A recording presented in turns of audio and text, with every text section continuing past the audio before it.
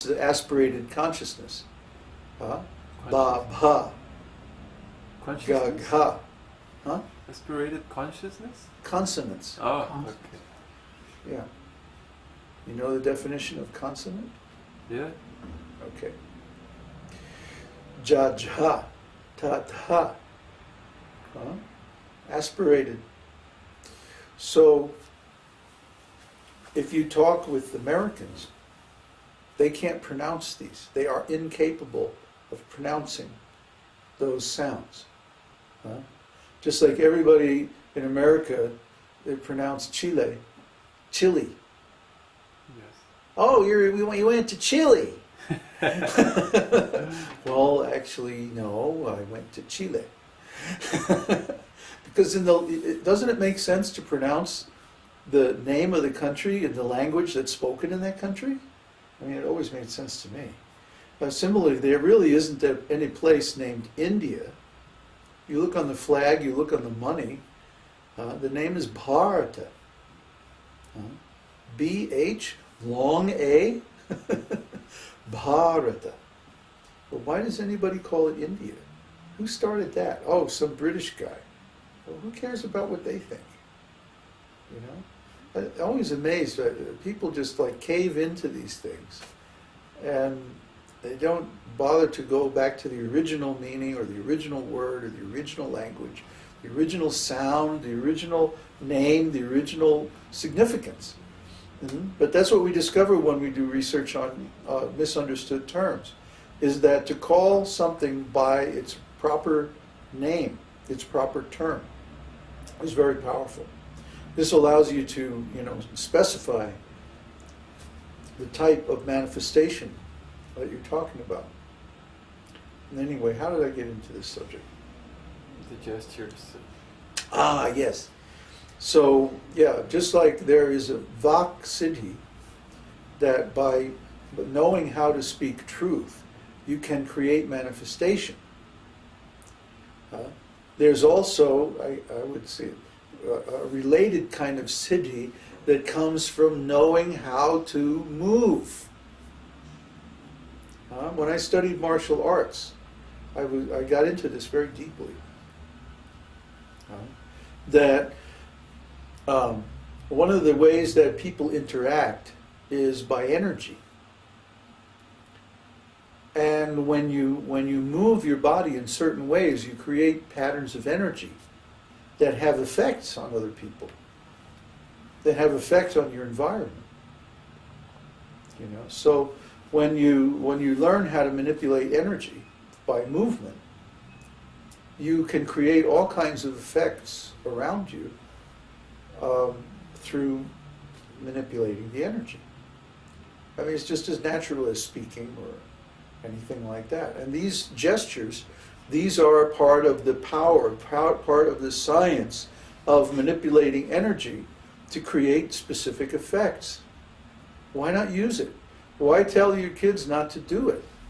This is power. You're taking their power away.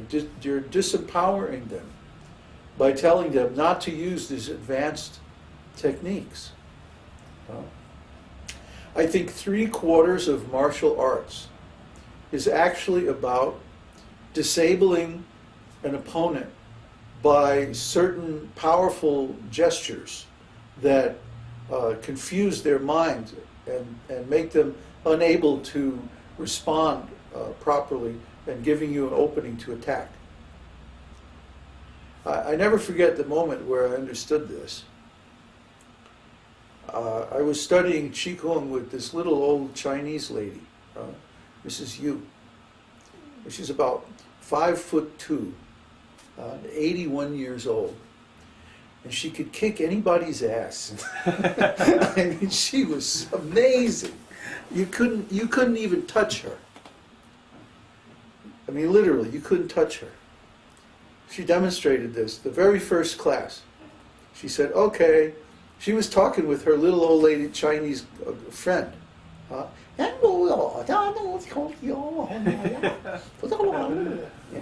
And she said, okay, all you guys line up on the other side of the room, and one at a time, you run across the room and jump on me. And we're all going, oh, but Mrs. you're so... She said, don't worry! She goes like that. So she's talking with her friend, you know, and the guy, and these big guys, you know, big American guys, right? They line up on the other side of the room. And one at a time, we run across the room and jump at her, right? But before we ever got there, we would trip over our own feet, or lose our balance, or something would happen. None of us could get near her. And she'd be talking,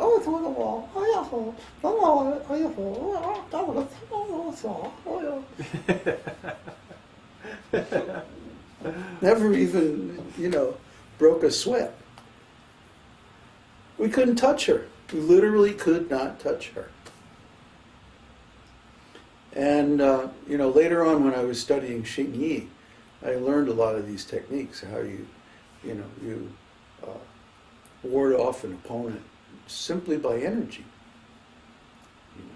You move your hands in a certain way, like Mandrake gestured hypnotically. There's really something to that. You can gesture in such a way that a person's mind will like follow the hand, and meanwhile, it all takes place so quickly, and a big part of the key is getting inside somebody's range. Attention range or something? What's that? Attention range? No, their Or reach. Reach. Okay. Yeah.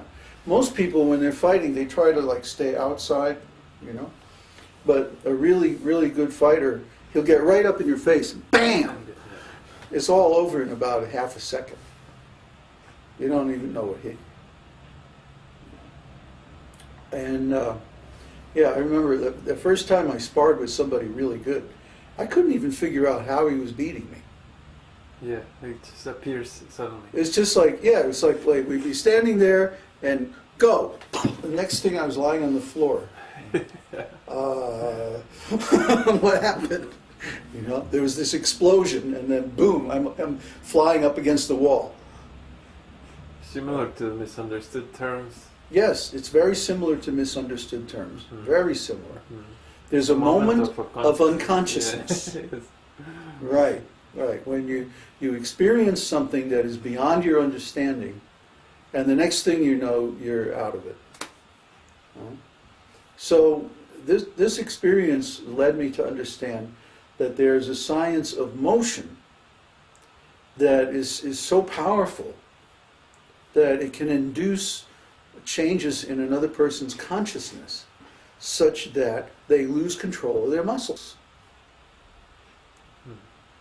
And all has to do with energy and stuff like this. It's very, the moment when I understood this, after I saw this demonstration, she never did this again, by the way. The whole time, the 3 years that I studied with her, only the first class, it was like, this is what's possible. Okay, now, here's how to do it. And after so many years, I think I studied this stuff for about 15 years altogether. And but one day, I was looking through some book, and it was by that Dr. Yang from Boston. Very good books on Qigong, by the way, if you're interested. There was an old Chinese painting of this little old guy with a big belly.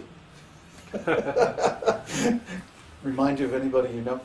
Anyway, he's walking out of this palace or temple or someplace like this, right? And there's all these guards, and they're like they all have their weapons out, and they're trying to get him, right? And they're all like tripping over their own feet, falling over each other, like just they can't even get near the guy, right? And he's just like casually walking out of the temple. And this is when I realized, okay, so this demonstration, this is not something that was like only this lady can do. It's like there have been many people who could do this kind of thing in the past. It's a well-known thing. or at least no. Tradition. It's there's been a living tradition of this kind of art going on for a long time. But we can only imagine, somebody like Arjuna, the kind of skills that he must have had, to be a Maharati fighter. They tell in the scriptures, a Maharati can fight with 10,000 opponents simultaneously. 10,000. One shot of arrows. Yeah.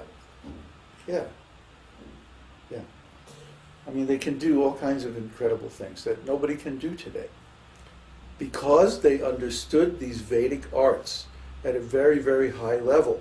So, see, this whole Western society, they try to suppress anything that's advanced, anything that's beyond the normal.